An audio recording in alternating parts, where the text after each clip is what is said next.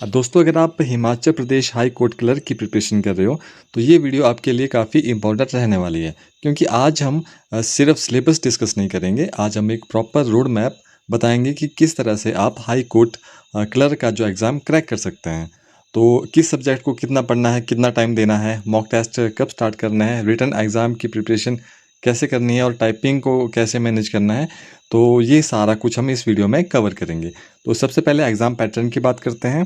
High court clerk के direct requirement में सबसे पहले स्क्रीनिंग टेस्ट होता है। स्क्रीनिंग टेस्ट 100 मार्क्स का रहेगा और जिसमें टाइम मिलेगा 2 आवर। इसमें एमसीक्यू होंगे, जिसमें एक क्वेश्चन 1 मार्क का रहेगा। अब सबसे इम्पॉर्टेंट है कि इस 100 मार्क में सबसे बड़ा सेक्शन कौन सा है, तो वो है जनरल नॉलेज। और जीके के 70 क्वेश्चन आएंगे, जिसमें से international GK 15 marks, national GK 25 marks and Himachal Pradesh GK 30 marks. इसके अलावा बेसिक कंप्यूटर नॉलेज 10 मार्क का रहेगा और रीजनिंग के 20 क्वेश्चन रहेंगे। तो अगर आप मुझसे पूछोगे कि प्रिपरेशन में सबसे ज़्यादा फोकस किस चीज़ पे करना चाहिए, तो सिंपली मैं रिप्लाई करूँगा कि हिमाचल प्रदेश जीके जीके क्योंकि हिमाचल प्रदेश जीके 30 मार्क का है सिर्फ अकेले, ठीक है। और जनरल नॉलेज ओवरऑल 70 मार्क का है। तो ऑफिशियल सिलेबस के अकॉर्डिंग जीके में geography, culture, sports, general science, history, who's who, Indian judiciary, Himachal Pradesh judiciary और करंट अफेयर जैसे टॉपिक जो है इंक्लूडेड है। इसके लिए रैंडम जीके वाले क्वेश्चन तुम्हें नहीं लगाने चाहिए, क्योंकि जब तुम्हारे पास ऑफिशियल सिलेबस जो है मेंशन है, तो इसके अकॉर्डिंग ही जो तुम्हें पढ़ना चाहिए।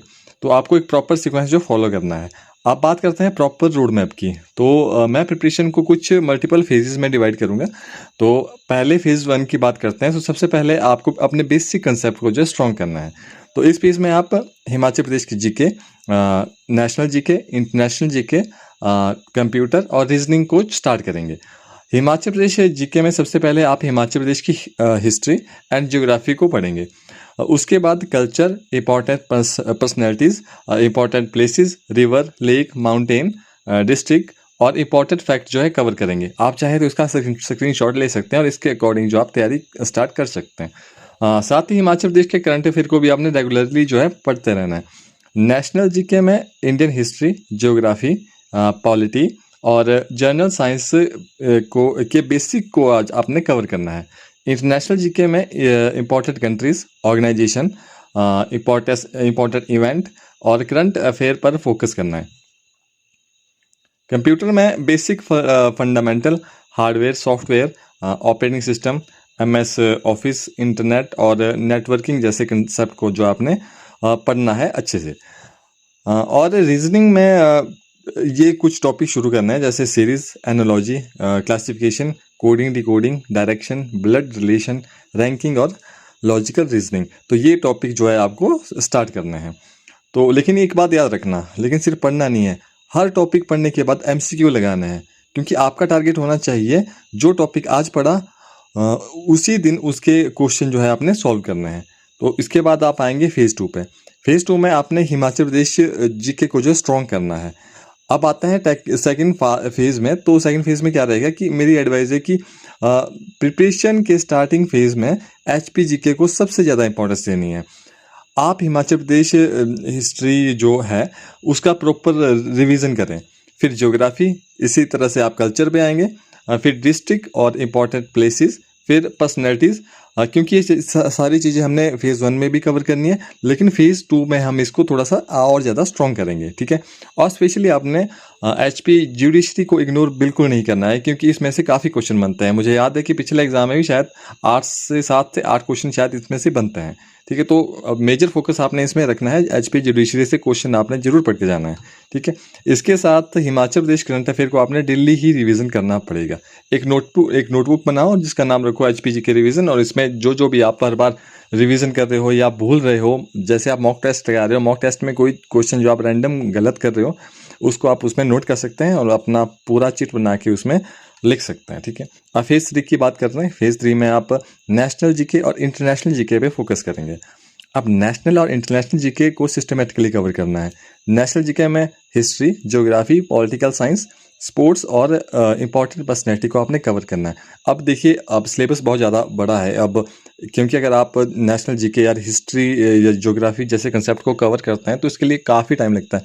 तो मैं ये नहीं बोलूँगा कि आप पूरा अब इसमें जैसे ज्योग्राफी का माजिद से लेके पढ़ जाओ, तो ये चीज़ें हम यहाँ पे नहीं बोलेंगे। हम बोलेंगे जो रिपीटेड क्वेश्चन आते हैं, आप पुराने क्वेश्चन पेपर को उठाएंगे तो आप देखेंगे कि कितने क्वेश्चन जो है यहाँ से रिपीट होता है, कौन से सेक्शन से कितने क्वेश्चन बन रहे हैं। चाहो तो मैं भी एक वीडियो सेपरेट बना दूंगा जिसमें हम पुराने क्वेश्चन पेपर को यहाँ पे डिस्कस कर लेंगे। या आप क्रैक इट बाई के नाम से जो है एक हमने पोर्टल भी बना रखा है जिसमें हम जो MCQ या प्रीवियस ईयर पेपर या आपके जितने भी मॉक टेस्ट होते हैं उसको ऑनलाइन कंडक्ट करवाते हैं। आप चाहे तो हमारे साथ वहाँ पे भी जुड़ सकते हैं। तो ये चीज़ें आप जो है कर सकते हैं। इसके अलावा आपने यही करना है कि डेली MCQ प्रैक्टिस करनी है। अगर आप चाहे तो 50 क्वेश्चन स्टार्ट करो या 100 क्वेश्चन अपने टाइम के अकॉर्डिंग जो है आपने पर डेली आपने MCQ जो है सॉल्व करने हैं। ठीक है।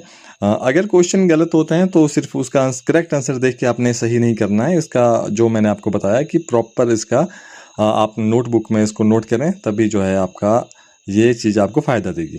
फेज़ 4 की बात करते हैं। फेज़ 4 में आप क्या करेंगे, कंप्यूटर और रीजनिंग इनको आपने स्ट्रॉन्ग करना है। क्योंकि कंप्यूटर ऑफिशियल सिलेबस में जैसे मेंशन है कि 10 मार्क का है, तो आपने 10 मार्क की तैयारी किस तरह से करनी है। आपको पता है कि ज़्यादा डीप इसमें नहीं जाना है, पर बेसिक आपने सारा पढ़ लेना है। जो मैंने ऊपर आपको बताया जितने भी टॉपिक वो कंप्यूटर के आपने सारे कवर कर लेने हैं। ठीक है। तो रीजनिंग आपकी 20 मार्क की है। तो रीजनिंग में एक इंपॉर्टेंट रूल है, रीजनिंग पढ़ने से ज़्यादा सॉल्व करने से जो है ये काम बनता है। पहले कंसेप्ट समझो, 20-30 क्वेश्चन जो आप डेली लगाओ, फिर टाइमर लगा के जो इसको सॉल्व करना है। क्योंकि बात क्यों मैं कर रहा हूँ इस पर इतना फोकस करने की, क्योंकि ये अच्छे खासे 20 मार्क्स जो है बिल्कुल आसान होते हैं। और इस बार जैसे कलर की जो रेगुलर रिक्रूटमेंट निकली है तो ये काफ़ी कम होता है कि कोई रेगुलर पोस्टें आए। तो इसके लिए काफ़ी कंपटीशन जो है रहने वाला है। तो आपने कुछ इस तरह से अपना रोड मैप तैयार करना है कि ताकि सारी चीज़ें कवर हो जाए, आपको रिवीजन के लिए प्रॉपर टाइम मिले। MCQ लगाओ, और सबसे ज़्यादा जो इम्पोर्टेंट रोल प्ले करते हैं वो होते हैं आपके मॉक टेस्ट 15-20 लगा के ज़रूर जाना, जिससे जो है एग्ज़ाम में काफ़ी कॉन्फिडेंस जो है आपको मिलेगा। ठीक है। तो बहुत सारे स्टूडेंट की क्या करते हैं कि स्क्रीनिंग टेस्ट को बहुत हल्के में लेते हैं, तो जिससे जो है वो उसी में बाहर हो जाते हैं। तो ये मिस्टेक आपने नहीं करनी है। ठीक है।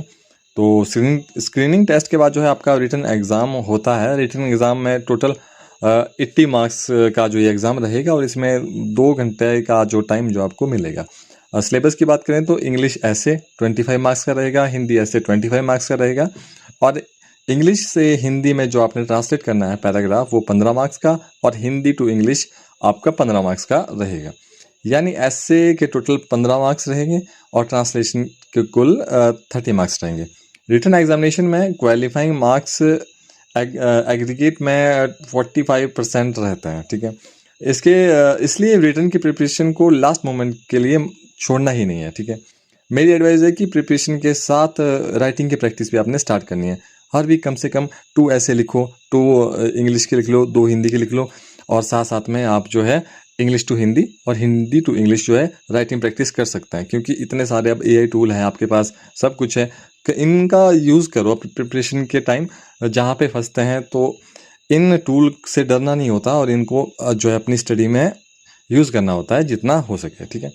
तो यही आपका कुछ रोड मैप है। और बाकी अब बात करते हैं टाइपिंग टेस्ट की। तो टाइपिंग टेस्ट में आपको पता है कि इंग्लिश में आपको 30 वर्ड पर मिनट जो है आप इन्होंने मांगा है, और हिंदी में 25 पर मिनट मांगा है। तो अगर टाइपिंग आपको नहीं भी आती तो आप अभी भी जो है तैयारी कर सकते हैं, काफ़ी टाइम है। अपना जो भी सॉफ्टवेयर तुमने यूज़ करना है, हम तो टाइपिंग ट्यूटर से हमने शुरू किया था, तो काफ़ी हेल्प हुई थी। तो तुम अपने अकॉर्डिंग जो भी सॉफ्टवेयर तुम्हारे को ईजिली फ्री में मिल जाए, अगर तुम्हें नहीं मिलता है तो आप मुझे DM कर सकते हैं। तो जो भी हेल्प होगी मैं यहाँ पे आपको प्रोवाइड ज़रूर करवाऊँगा। ठीक है। जो भी आपको PDF चाहिए या आपको मॉक टेस्ट चाहिए, तो हर एक चीज़ जो है मैं यहाँ पे आपको अवेलेबल कराऊँगा, वो भी फ्री ऑफ कॉस्ट। ठीक है। तो ये रहेगा आपका प्रॉपर रोड मैप। तो इसलिए टाइपिंग जो आपने स्टार्ट करनी है Day 1 से ही, क्योंकि टाइपिंग को आपने लाइटली बिल्कुल नहीं लेना है, और इसके साथ साथ आपको और एग्ज़ाम की तैयारी भी साथ साथ में करते रहना है। ठीक है। तो अब बनाते हैं daily time table. Daily time table आप अपने अकॉर्डिंग वैसे बना सकते हो, जैसे भी आपको सही लगे। तो सबसे पहले तो उन स्टूडेंट के लिए रिकमेंड करूँगा जो कि पूरी तरह से फ्री हैं और अभी सिर्फ पढ़ ही रहे हैं, क्योंकि वर्किंग के लिए तो टाइम टेबल वो अपने अकॉर्डिंग जो है बना लेंगे, क्योंकि वो अपने अकॉर्डिंग कर सकते हैं एडजस्ट। तो जो स्टूडेंट जो है जिनके पास फुल टाइम है वो कुछ इस तरह से मैनेज कर सकते हैं। जैसे सबसे पहले आपने 1.5 घंटा आप हिमाचल प्रदेश जीके पढ़ लो, उसके बाद 1 आवर आप नेशनल इंटरनेशनल जीके दे सकते हैं, और 45 मिनट आप रीजनिंग के लिए दो, 30 मिनट कंप्यूटर के लिए दो, और 30 मिनट जो है करंट अफेयर के लिए दो। इसके अलावा 30 मिनट अगर आप चाहें, पर वैसे मेरे ख्याल से स्टार्ट कर देना चाहिए फर्स्ट डे से ही। 30 मिनट आप ऐसे के लिए, ट्रांसलेशन के लिए, और 30 मिनट आपने टाइपिंग के लिए देने हैं। और जो रिमेनिंग टाइम बचे उसमें MCQ आपने ज़रूर प्रैक्टिस करना है। लेकिन अगर आपके पास 6 आवर नहीं है तो टेंशन लेने की ज़रूरत नहीं है, आप अपने अवेलेबल टाइम के अकॉर्डिंग जो है अपने टाइम टेबल को एडजस्ट कर सकते हैं। ठीक है, तो इम्पॉर्टेंट है कि कंसिस्टेंसी जो है आपकी रहनी चाहिए लास्ट तक। ऐसा नहीं है कि 2 दिनों का जोश आया, 2 दिनों में कर लिया, लेकिन 2 दिन के बाद जो है वो प्रोग्रेस ज़ीरो। तो ये चीज़ें यहाँ पे नहीं होनी चाहिए। तो अब मॉक टेस्ट की स्ट्रैटेजी बताता हूँ। एक बार पूरा सिलेबस प्रॉपर अगर आपका कंप्लीट हो जाए तो उसके बाद आपने फुल लेंथ मॉक टेस्ट देना है, क्योंकि ये तो ऑफलाइन रहेगा।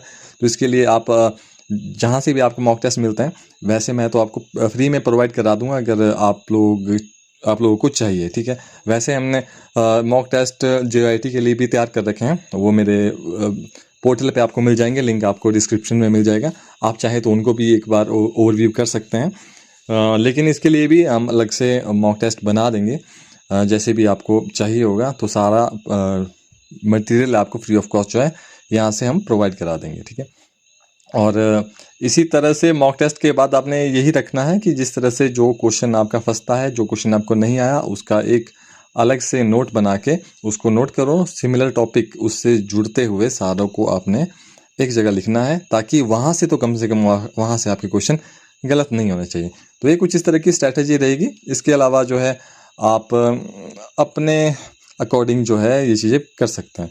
तो और इम्पॉर्टेंट बात, ऑफिशियल रूल के अकॉर्डिंग स्क्रीनिंग टेस्ट के बाद क्वालिफाइंग कैंडिडेट को रिटन एग्जाम और टाइपिंग टेस्ट के लिए वैकेंसी में 1.5 की रेशियो में बुलाया जा सकता है।